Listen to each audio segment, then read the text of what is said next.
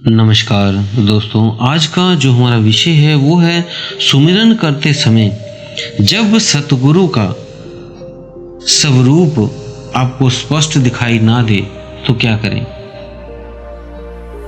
कई जो अपने इष्ट को याद करके ध्यान करते हैं लेकिन उनके इष्ट उनके आगे चक्र पे ना दिखाई दे, उनके गुरु, उनके इष्ट, उनके देवी देवता ना दिखाई दे तो वो क्या करें।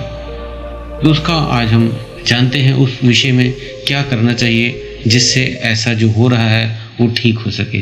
तो आप सभी का हम स्वागत करते हैं अपने चैनल में आत्मा से परमात्मा का सफर। तो जब भी साधक ध्यान करता है तो अपने आज्ञा चक्र पे जब वो ध्यान करता है तो अपने गुरु का ध्यान करता है या अपने जिस भी इष्ट को मानता है, देवी देवता को मानता है, उनको अपने आज्ञा चक्र पे अनुभव करता है, महसूस करता है। क्योंकि अगर आप आज्ञा चक्र पे अपने गुरु का देखते हैं तो वही आगे आपको मार्गदर्शन कर देते हैं और वो आगे का सफर आपको तय करने में सहायता करते हैं। लेकिन ज्यादातर लोग जब ध्यान करते हैं तो उनके गुरु का स्वरूप, उनके इष्ट का स्वरूप उनके आज्ञा चक्र पे नहीं आता। तो इसकी वजह है कि वो उनको इसलिए स्वरूप नहीं आ रहा कि वो धन के पीछे ज्यादा भाग रहे हैं कि कहीं से धन आ जाए, कहीं से काम करके कुछ पैसा आ जाए, ज्यादा धन आ जाए। मोह के पीछे पड़े हैं, हर चीज में उनको ये चाहिए वो चाहिए, मोह कर रहे हैं प्रत्येक चीज का। तो इस तरह से वो बाहरी चीजों में प्रेम दिखा रहे हैं, बाहरी चीजों को खिंचाव कर रहे हैं। ऐसी स्थिति में गुरु उनको उनके आज्ञा चक्र पे नहीं प्रकट होते क्योंकि उसका पूरा ध्यान शरीर में रमा हुआ है। इसीलिए वो शरीर की जो चीजें हैं उसे ढूंढने में लगा हुआ है। जब तक आप गुरु से प्रेम नहीं करेंगे, गुरु के उसके वियोग में, उसके प्रेम में अपने इष्ट के गुरु के आंसू नहीं बहेंगे, तब तक वो स्वरूप आपको दिखेगा नहीं। क्योंकि प्रेम बहुत बड़ी चीज है। तभी कबीर साहिब जी ने भी कहा है, पोथी पढ़ पढ़ जग भया, पंडित भय न कोय, ढाई अक्षर प्रेम के, पढ़े सो पंडित होए। तो ये जो प्रेम है ये आपको गुरु से, अपने इष्ट से होना चाहिए। जब वो होगा तब वो भी खींचे चले आएंगे। जैसे आपका प्रेम होता है अपने बच्चे में, अपनी पत्नी में, अपने धन में, अपने माता पिता की तरफ ध्यान रहता है, खिंचाव रहता है, प्रेम रहता है, उसी तरह का प्रेम आपको अपने गुरु के साथ भी होना चाहिए, अपने इष्ट के साथ भी होना चाहिए। जब ऐसा होगा तब बात बननी शुरू होगी। आप ये ना सोचें कि आप यहाँ पे अमृत पाकर आए हैं, कि आप अमर हैं, यहाँ से कभी जाएंगे नहीं। आपको सुनिश्चित समय दिया गया है, आपको गिनती की श्वासें मिली हैं, उतनी देर आप यहाँ पे रहोगे, उसके बाद एक भी श्वास नहीं मिलेगी, आपको यहाँ से वापस जाना पड़ेगा। तो ये जो जीवन है ये इन चीजों में व्यर्थ ना करें कि सारी चीजें बाहर से इकट्ठी करने में, दूसरी मोह माया में ही लगे रहें। ये श्वासें बीती जाएंगी, बीती जाएंगी। आपने देखा होगा, आप पहले बच्चे थे तो खेलते रहे, खिलौनों से, दोस्तों से पढ़ाई की, समय बीत गया। फिर बड़े हुए, कॉलेज पढ़े, नौकरी की, जॉब की, बिजनेस किया, जवानी खत्म हो गई।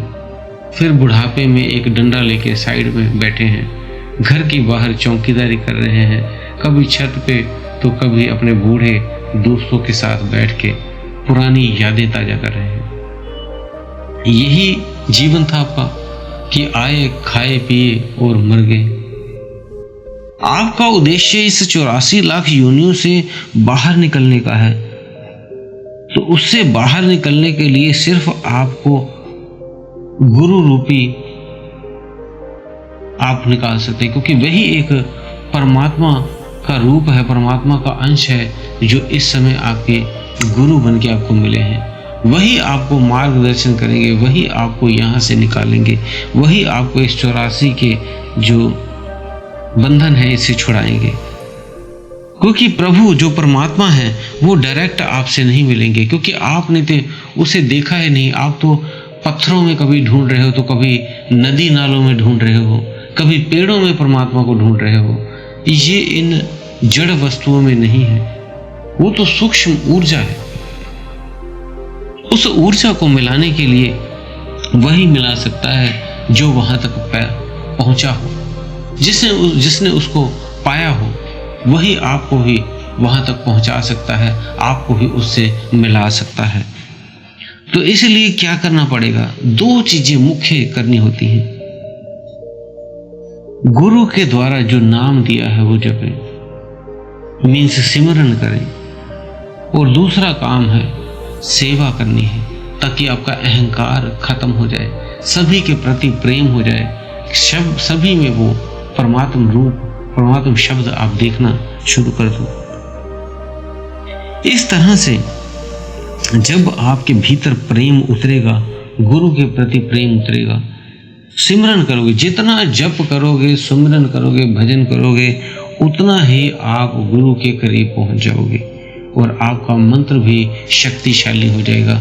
जो भी आप जप कर रहे हो, जो भी आपका गुरु मंत्र है, सेवा करोगे, अहंकार खत्म होगा, तब जाके आपके ऊपर वो जो कृपा है वो बरसेगी और फिर आपका जो गुरु का स्वरूप है आपके आगे चक्र पे दिखना शुरू हो जाएगा।